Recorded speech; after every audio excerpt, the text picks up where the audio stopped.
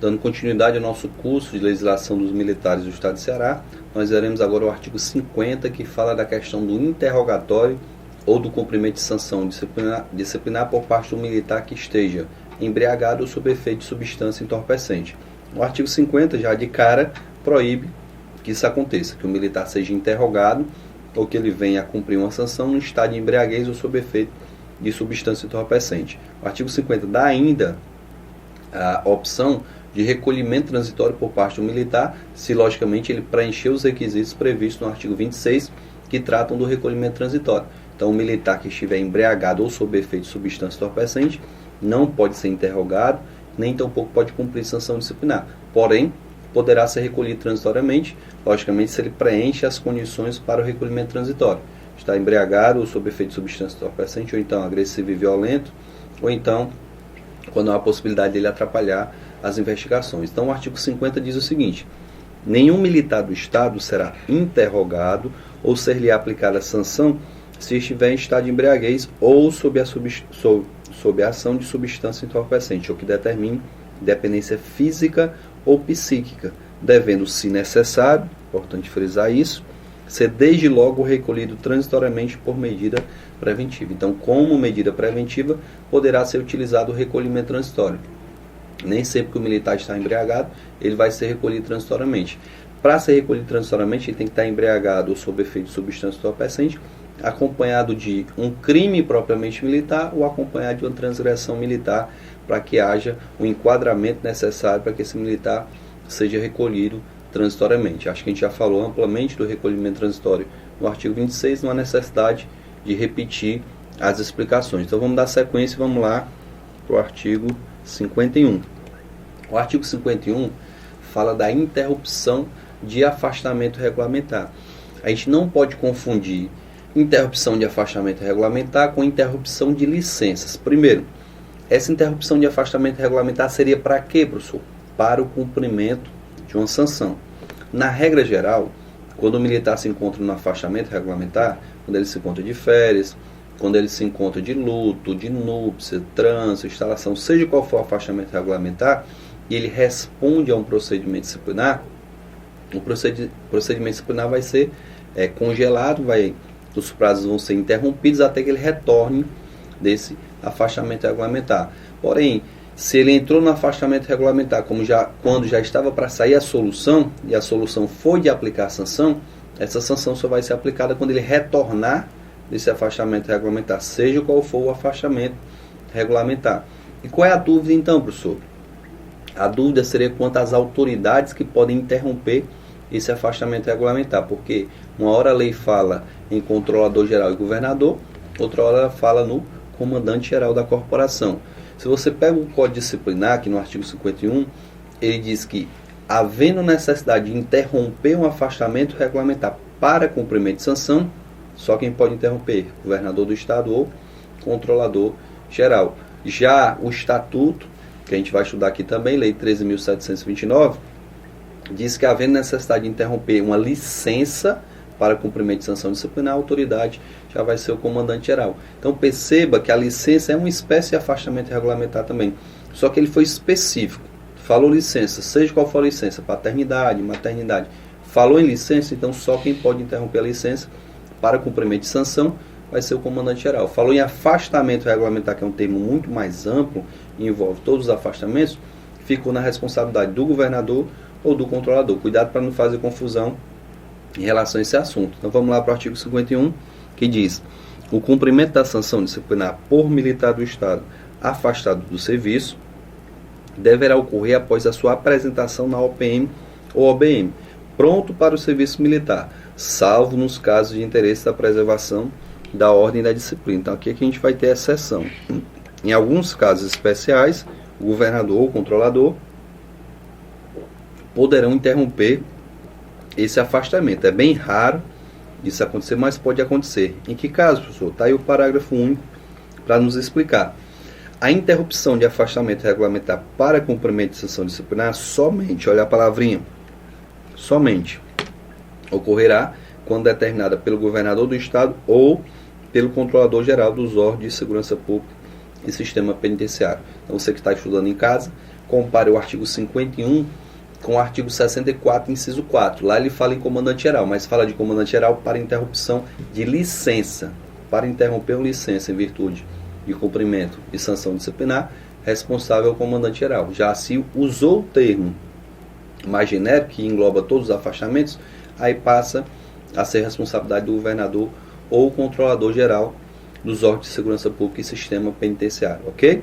Vamos aprender agora de que forma o militar vai cumprir a sua sanção disciplinar. O artigo 52 explica como vai ser o cumprimento dessa sanção disciplinar. Veja só. Início do cumprimento. Logicamente, nós já aprendemos que para cumprir a sanção tem que ter a publicação, e o artigo 52 diz assim: o início do cumprimento da sanção disciplinar deverá ocorrer no prazo máximo de 5 dias após a ciência pelo militar punido de sua publicação. Então, publicou em boletim, o militar tomou conhecimento dessa publicação, em no máximo 5 dias ele vai iniciar o cumprimento dessa sanção disciplinar. E quando se fala em cumprimento de sanção, eu só posso estar falando da custódia disciplinar ou da permanência disciplinar. Eu vou cumprir uma advertência, uma repreensão, até porque eu não tenho que ficar no quartel. Eu não vou cumprir uma demissão, porque a demissão você já sai da corporação, a expulsão e assim sucessivamente. Então, eu só posso estar falando em permanência disciplinar ou custódia disciplinar. Vamos para um exemplo que a gente tem aqui no nosso esquema, que diz que o militar foi punido, solução do processo, com 7 dias de permanência disciplinar. Tivemos a solução do processo, a publicação em boletim, e em até 5 dias ele deve iniciar o cumprimento dessa sanção. Digamos que o militar entrou no quartel para cumprir a sua sanção às 10 horas do dia 1º. Então vamos ver como é que se calcula esses 7 dias. 1, 2, 3, 4, 5, 6, 7. Ou seja, às 10 horas do dia 8, esse militar deverá ser dispensado, deverá ser liberado do cumprimento da sua sanção após o cumprimento, logicamente. Tá? A cada 24 horas vai se computar um dia, seja de permanência ou de custódia disciplinar. Então, a cada 24 horas conta um dia dessa punição. Professor, o militar no 3º dia teve que se afastar porque seu filho nasceu e ele tem que entrar de licença paternidade. A licença paternidade dura 10 dias. Então, no 3º dia ele entrou de licença, passa 10 dias afastado. Quando ele voltar, não tem mais que cumprir sanção, porque faltavam só 4, negativo. Havendo necessidade de um afastamento regulamentar, seja licença paternidade, seja luto, seja uma licença para tratar de saúde do próprio militar ou de um parente, afastado o militar, interrompe-se a contagem da punição. Publica-se em boletim. Quando ele retornar desse afastamento, ele retorna também para cumprir o restante da sanção. Publica-se novamente em boletim o retorno para que ele possa cumprir o restante da sanção. Essa previsão está lá no nosso artigo 42. Desculpa, no artigo 52. Na sequência, a gente vai falar a respeito do comportamento do militar.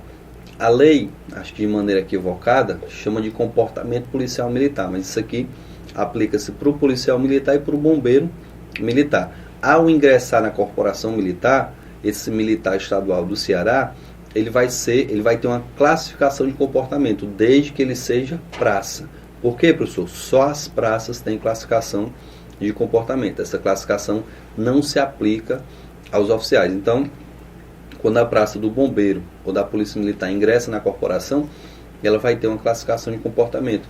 O militar pode estar no comportamento mau, no comportamento regular, no bom, no ótimo ou no comportamento excelente. Em algumas outras instituições militares, o nome do comportamento é um pouco diferente, mas para nós, para os militares do Ceará, mau, regular, bom, ótimo e comportamento excelente. Como são 5, e esse militar está ingressando agora, não sei se ele é um bom ou um mau profissional, ele vai ingressar bem no meio. Ele vai ingressar justamente no meio desses comportamentos, ou seja, no comportamento bom. Ao ser admitido na instituição, na corporação militar, a praça vai ser admitida no comportamento bom. Ela vai ingressar no comportamento bom, podendo melhorar ou piorar dependendo da circunstância. Então, o ingresso, a admissão vai ser aqui no comportamento bom. Professor, o que ele vai ter que fazer para melhorar de comportamento? Para melhorar de comportamento, basta ele não ser punido. Toda vez que ele for punido, essa punição vai para a ficha e pode atrapalhar a sua ascensão em relação ao comportamento. Esse assunto é um assunto um pouquinho complexo, porque nem todo mundo sabe classificar comportamento. Os próprios militares não sabem classificar. Então não adianta você quebrar muita cabeça em relação a essa classificação. O que você precisa saber?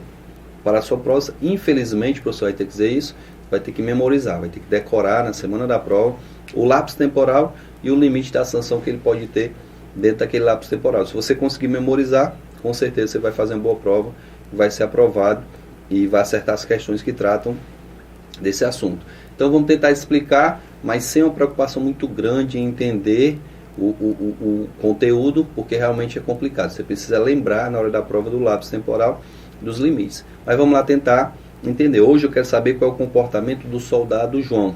O que eu faço? Pego a ficha dele e vou começar sempre de cima para baixo. Primeira coisa, vou ver se ele está no melhor comportamento de todos. Vou ver se ele está no comportamento excelente. Então eu pego da data de hoje até 10 anos para trás. Se nesse período ele não tiver nenhuma sanção disciplinar registrada na ficha dele, aí sim ele vai estar no excelente. Vixe, professor, é impossível. 10 anos sem nenhuma punição. Muitas vezes é difícil realmente passar 10 anos sem punição, mas a gente vai aprender daqui a pouco que o militar pode cancelar ou anular as punições, então elas saem da ficha, o militar fica com a ficha limpa e acaba chegando ao comportamento excelente. Então, eu vou verificar. Se eu verifiquei e o militar não tem nem 10 anos de serviço, ele não pode estar no comportamento excelente. Se eu verifiquei e vi alguma punição durante esses 10 anos, eu já vou para a segunda opção. Qual é a segunda opção? Comportamento ótimo. Basta que eu verifique de hoje até 5 anos para trás. Se de hoje até 5 anos para trás, esse militar tem até 2 repreensões registradas na ficha, agora ele já pode ter sido punido. Mas a punição também não pode ser muito grande. Ele pode ter durante os últimos 5 anos até 5, melhor dizendo, até 2 repreensões. Então 5 é o período, o lapso temporal. Nos 5 últimos anos ele pode ter até 2 repreensões. Quando eu vou verificar o terceiro comportamento, bom, basta olhar 2 anos para trás. Eu verifico de hoje, 2013 até 2011, 2 anos para trás. Se nesse período ele tiver até 2 permanências disciplinares, ele vai estar classificado no comportamento bom. Professor, tem mais de 2, então eu vou para a quarta alternativa. Eu vou ver agora só um ano. De hoje até um ano para trás, esse militar tem até, mesma punição, até 2 permanências disciplinares, ou, aí é uma opção, ou até uma custódia disciplinar. Certo? Então, se no último ano ele tiver até 2 permanências, ou até uma custódia, não pode ter mais do que isso, ele vai estar, no comportamento regular. Professor, e se ele exceder no período de um ano? Ele vai para o comportamento mal, porque o mal também é um ano. Eu vou olhar um ano para trás. Se ele tiver mais de 2 permanências em um ano, ou mais de uma custódia disciplinar, então ele vai estar classificado no comportamento mal. É assim que se classifica. Não sei se vocês conseguiram entender, porque é um pouco complicado, mas é assim que se classifica o comportamento. Para a minha prova, eu preciso lembrar desses lapsos temporais e preciso lembrar desses prazos. Vamos lá para a tabela para a gente explicar novamente como é que acontece. Então, para verificar comportamento, eu vou lá para ver o excelente. Eu vejo se de hoje até 10 anos para trás o militar tem alguma sanção. Se não tiver nenhuma, aí sim está classificado no comportamento excelente. Se não deu para encaixar aqui, eu vou para a segunda opção, ótimo, e verifico só 5 anos. Sendo que nesses 5 anos ele pode ter até 2 repreensões. O bom, o período são só 2 anos para trás, ele pode ter até 2 permanências. O regular, somente 1 ano, até 2 permanências, ou até uma custódia. E o mal também 1 ano, mais de 2 permanências, ou mais de uma custódia disciplinar. É importante frisar também uma equiparação que foi feita em relação à repreensão e permanência. Antigamente eu dizia o seguinte: a legislação dizia que 2 advertências eram equivalentes a uma repreensão, que 2 repreensões eram equivalentes a uma permanência disciplinar, e que 2 permanências eram equivalentes a uma custódia disciplinar.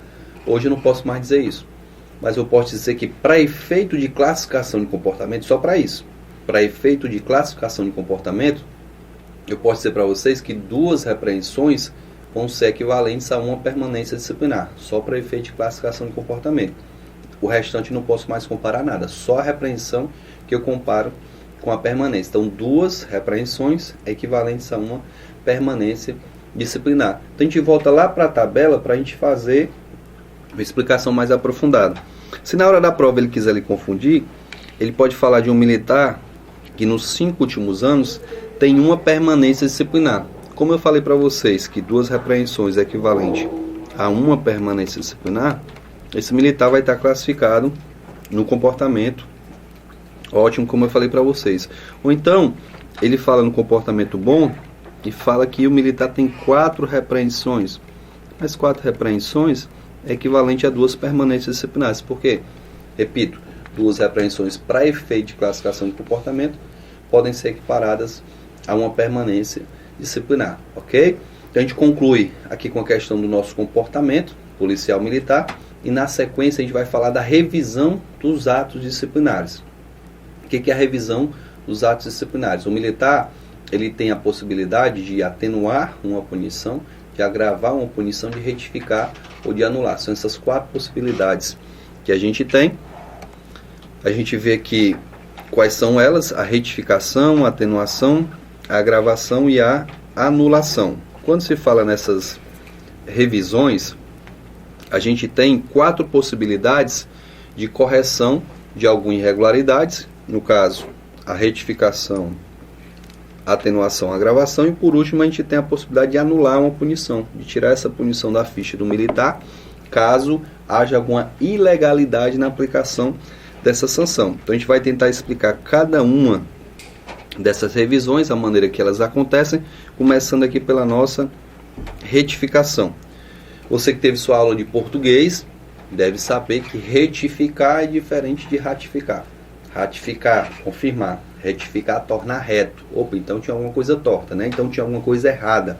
A retificação é justamente isso, é corrigir uma irregularidade formal sanável. Sanável, professor? Sanável é aquilo que ainda pode ser sanado, que ainda pode ser corrigido. Então o que é a retificação?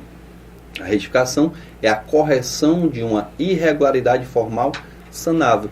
Percebeu-se um erro na aplicação de uma sanção e ela vai ser retificada, vai ser corrigida. Vamos para um exemplo prático aqui para facilitar o nosso entendimento. Um tenente aplica ao soldado 7 dias de permanência disciplinar. Vixe, professor, tem alguma coisa errada, porque o tenente só pode aplicar até 5. Aí o que acontece? Publicou em boletim, deu início à contagem dos 5 dias para iniciar o cumprimento da sanção, e lá no segundo dia, um tenente-coronel percebeu aquela irregularidade. Ele viu lá, peraí, esse tenente é doido, está querendo aplicar uma punição maior do que a competência dele, se a competência era só de 5 dias. Então o que o coronel faz? Retifica, corrige a irregularidade, porque ainda dá para ser sanada. O militar estava no segundo dia, no terceiro, no quarto, até no quinto ainda dá para sanar a irregularidade. Agora, quando o militar já cumpriu 6, 7 ou mais dias, como o tenente só podia aplicar os 5, então não dá mais para retificar a irregularidade, não dá mais para corrigir aquele ato disciplinar. Como não dá mais para corrigir, o que eu posso fazer? Só posso anular. Retificar não dá mais. Então a retificação só acontece quando a irregularidade ainda é sanável, ainda pode ser consertada. Se ela não puder mais ser consertada, eu não tenho como torná-la reta, não tenho mais como torná-la, como retificar aquela sanção disciplinar. Então ficou claro que a retificação é a correção de uma irregularidade formal sanável, aquele que ainda dá para se corrigir, porque se não der mais para corrigir, não será retificar a sanção. Voltando para nosso slide, nós temos aqui a atenuação e a agravação, que são bem parecidas. Antes que o professor se esqueça, eu vou passar a informação que vale para as 4 revisões. Professor, quem é que pode rever um ato disciplinar? A revisão do ato disciplinar, ela pode ser feita pelas mesmas autoridades que aplicam a sanção disciplinar, exceto do tenente ao major. Opa! Então, se lá na prova ele disser que um tenente retificou, que um capitão retificou, que um major atenuou, está tudo errado. Porque eles não podem retificar, atenuar, agravar ou anular uma sanção. E quem que pode, professor? O tenente-coronel para cima. Então, lembre das autoridades que podem aplicar a sanção disciplinar. Do tenente ao governador. Do tenente ao governador, todos podem aplicar a sanção. Aí desse aí você tira o tenente, o capitão e o major. Porque eles não podem rever o ato disciplinar. Então, do tenente-coronel até o governador, qualquer dessas autoridades pode rever um ato disciplinar. Essa revisão, repito, pode ser retificação, atenuação, agravação ou a anulação, como eu já falei. Já explicamos o que é a retificação. Vamos explicar agora o que é a atenuação, que muitas vezes se confunde com a retificação. Perceba que foi retificado porque houve uma irregularidade formal sanável. Mas a punição pode ser reduzida sem que seja uma retificação. Ou seja, o tenente aplicou lá 5 dias de punição disciplinar ao soldado. Só que o tenente-coronel, o major viram lá e acharam que a pena era muito dura, era muito rigorosa. Então, o tenente-coronel, o coronel, até o governador, qualquer dessas autoridades pode fazer. Desculpa, o que eles fazem? Percebendo que a pena era muito dura, que era muito rigorosa, eles reduzem o número de dias. A permanência era de 5, então aplica só 4, só 3, 2. Ou reduzem o número de dias, ou troca por uma sanção menos rigorosa. Rapaz, eu preciso da permanência não, vamos aplicar uma repreensão, desde que seja prevista lá no artigo 42, que respeite os limites do artigo 42. Então a atenuação é isso, é a redução do número de dias da pena proposta, ou a troca por uma sanção menos rigorosa. Esse é o conceito de atenuação. A agravação é justamente o contrário. O que é a agravação? A agravação é o aumento do número de dias, né, o acréscimo do número de dias, ou a troca de uma punição menos rigorosa por uma mais rigorosa. O militar foi punido com uma permanência de 5 dias, o coronel aumentou para 10. O militar foi punido com a permanência de 10 dias, o coronel trocou por uma custódia. Então a troca por uma sanção mais rigorosa ou o acréscimo, o aumento do número de dias vai caracterizar uma agravação. Professor, então eu estou vendo que a vida do militar é muito complicada, porque digamos que ele está respondendo a um procedimento disciplinar e ele vai lá e recorre da decisão do superior. O superior só de raiva, só de birra vai lá e aumenta a punição, agrava. Não, isso não pode ocorrer. A agravação só pode ocorrer se existe um motivo para esse agravamento ou agravação. Tem hora que a lei chama de agravamento, tem hora que a lei chama de agravação. Não sei se há erro de português, eu vou deixar os gramáticos, mas a nossa legislação ora chama agravação, ora chama agravamento da sanção. Então, não poderá ocorrer o agravamento ou agravação da sanção simplesmente porque o militar entrou com recurso disciplinar. Tem que existir um motivo. Para que seja agravada a punição, tem que existir um motivo plausível, senão teremos uma ilegalidade na aplicação dessa sanção. E falando em ilegalidade, a gente entra agora na anulação, que é o último ato da revisão dos atos disciplinares, mas apesar de ser o último, é o melhor de todos. Porque na retificação se corrigiu, a punição foi para a ficha do militar. Na atenuação, diminuiu o número de dias, mas a punição foi para a ficha do militar. A gravação nem se fala. Agora, quando eu falo em anulação, o que é o ato de anular? É de considerar inválida aquela punição. Ela vai ser retirada da ficha do militar e vai ter um efeito retroativo. Como assim, professor? O militar foi punido, vamos dizer que o militar foi punido lá pelo tenente, soldado, com 7 dias de permanência disciplinar. Se o soldado for esperto, ele fica bem caladinho, ele não vai pedir para retificar, nem para atenuar, não. Ele fica bem caladinho e cumpre a punição dele, porque ele vai cumprir uma punição ilegal. O tenente não poderia ter aplicado os 7 dias de permanência disciplinar. Terminou o cumprimento da sanção, no outro dia ele entra com requerimento pedindo a anulação daquela punição, porque o tenente não tinha autoridade, não tinha competência para aplicar uma pena maior do que 5 dias. Como a gente já viu, o tenente até 5 dias de permanência disciplinar. E o tenente abusou da sua autoridade e praticou um ato ilegal. Perfeito. A punição vai ser retirada da ficha do militar. Professor, mas eu tive um prejuízo, eu deixei de ser promovido. Vamos dizer que essa punição aconteceu há 3 anos atrás, há 4 anos atrás, e essa punição acabou atrapalhando a sua promoção. Mesmo hoje, se você consegue anular, ela vai ter um efeito retroativo a esses 4 anos atrás. Ou seja, há 4 anos atrás era para eu ter sido promovido de tenente a capitão. Perdi a promoção em virtude dessa punição. Então, hoje, você é promovido a capitão, ainda recebe o dinheiro atrasado todinho dos 4 anos que você deixou de receber, da diferença do salário de tenente para capitão. Você recebe a sua antiguidade de volta. Professor, eu era para ser um capitão de 2009, já era para ter 4 anos de capitão. Então hoje mesmo, tendo sido promovido hoje, você vai recuperar a sua antiguidade. Hoje você é um capitão com 4 anos de capitão, mesmo não tendo sido na prática capitão. Então você recupera a sua antiguidade. Ou seja, você recupera todo o prejuízo que teve em virtude da aplicação dessa sanção de maneira ilegal. Então, anulação é a declaração de invalidade de uma sanção que foi aplicada de maneira ilegal, e por isso é que ela tem esse efeito retroativo. Você recupera todo o prejuízo que você pode ter tido em virtude da aplicação dessa sanção. Recupera a promoção, vai recuperar tudo em virtude da aplicação dessa sanção de maneira inadequada, de maneira irregular. Então a anulação tem esse efeito retroativo, só que tem mais uma característica. Ela tem um prazo para você solicitar. No máximo em 5 anos é o prazo que você tem para solicitar. Passou mais de 5 anos, você não pode requerer a anulação dessa sanção, ok? Na sequência a gente tem aqui as recompensas. A gente vai tentar falar das recompensas. O próprio nome já está dizendo, recompensa é uma coisa boa. Eu vou recompensar o militar por um bom serviço prestado. Infelizmente, a legislação alterou agora o artigo 70 no seu parágrafo 1º e 2º, e na alteração, o nosso legislador foi muito infeliz, ele cortou uma parte do texto que deixou até o texto incompreendido. Mas como a gente sabe, o conceito de recompensa é o que? É você recompensar alguém por um bom serviço que ela prestou para você. E para os militares não é diferente. Você prestou uma boa ação, você prestou um bom serviço, você pode ser elogiado, você pode passar alguns dias em casa sendo dispensado do serviço, ou você pode ter o cancelamento de algumas sanções.